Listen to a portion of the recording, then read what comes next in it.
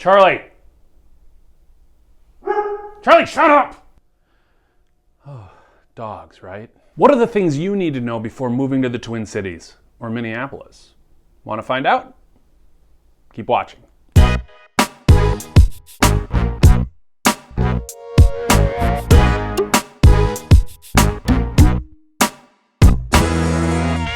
Hey everyone, I'm Nick Sundahl with Acta Homes of Keller Williams Classic Realty Northwest, and this is Minneapolis Living. Before we get into the things you need to know before moving to Minneapolis, please hit the subscribe button. And while you're there, ring that bell so you're alerted every time I upload a new video on Tuesdays and Fridays. The first thing you need to know about moving to Minneapolis is that we're part of two cities which make up the Twin Cities, Minneapolis being the larger of the Twin Cities, the other being St. Paul, which is also older. It was the first established city in the Twin Cities because of the Mississippi River. That river obviously was very hard to cross back in the 1800s, and of course once they were able to do so, there was all sorts of new land available, lots of farmland, as a matter of fact, on the west side.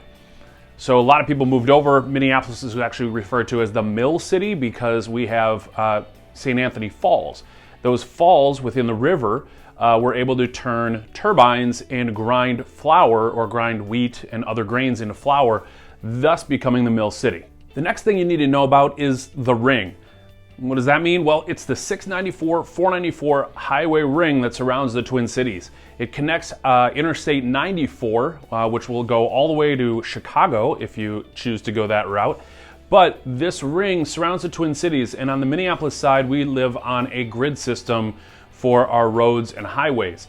If you live inside the ring, you'll be much closer to downtown Minneapolis, which if you work down there makes a much easier commute. If you live outside the ring, you go into the exurb and even rural communities in the Twin Cities area. So when people refer to as the ring, that's what they're talking about. The one thing people are most concerned about when they move here is the weather. Well, about 4 to 5 months out of the year, it gets fairly cold and you can expect to have snow on the ground.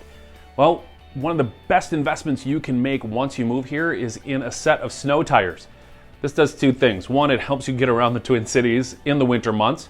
Now, the Minnesota Department of Transportation does a really great job of plowing our highways and our side roads, but that's not always the case, especially not in a timely fashion.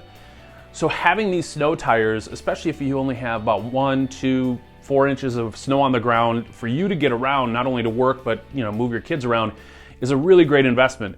The nice benefit about this is you're only using them about 5-6 months out of the year, which means your road tires have a much longer lifespan.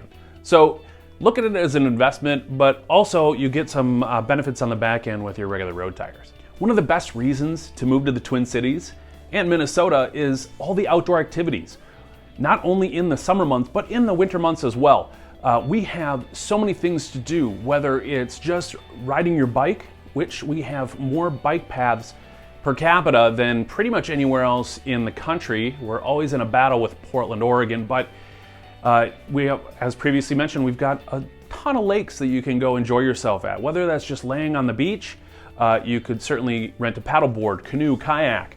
You might want to invest in one if you enjoy it so much. But ultimately, we have so many things you can do here, as well as if you're an outdoorsman or outdoorswoman, we've got a great hunting season and great fishing.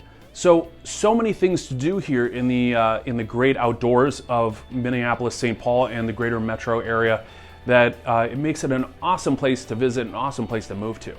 Us here in the city refer to northern Minnesota as up north.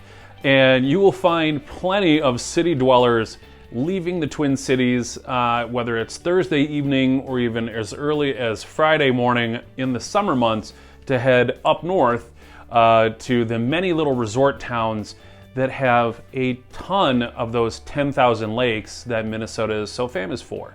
So whether you're going all the way to Duluth, up 35, and visit Lake Superior, you could go to the Brainerd Nisswa area, where there are a load of lakes and little resorts where you can enjoy those lakes, or you can head all the way up to Fargo on I-94. But when people refer to as up north, it's really just referring to looking at a map and looking up. The biggest thing you need to know before moving to Minneapolis and Minnesota is a thing we like to call Minnesota nice. Ultimately, this is really just about being polite. I like to call it Minnesota passive aggressive, and I'm not alone with that. I have a little theory that, winters, a lot of people spend way too much time indoors, and they don't really get to know many people outside of their homes or within their little communities. So we tend to be very welcoming to outsiders. However, you might not become best friends with them right off the bat. So that's our part one of things you need to know before moving to Minneapolis. If you have any questions about moving here, I would love to hear from you. Please reach out. You can call, text, email, hit me up on social media. Honestly, it doesn't matter to me. I would love to hear from you. Also, what else would you like to know about Minneapolis or Minnesota? Please comment below. My name's Nick Sundahl. I run Acta Homes of Keller Williams Classic Realty Northwest. This is Minneapolis Living. Thanks for watching, and we'll see you next time.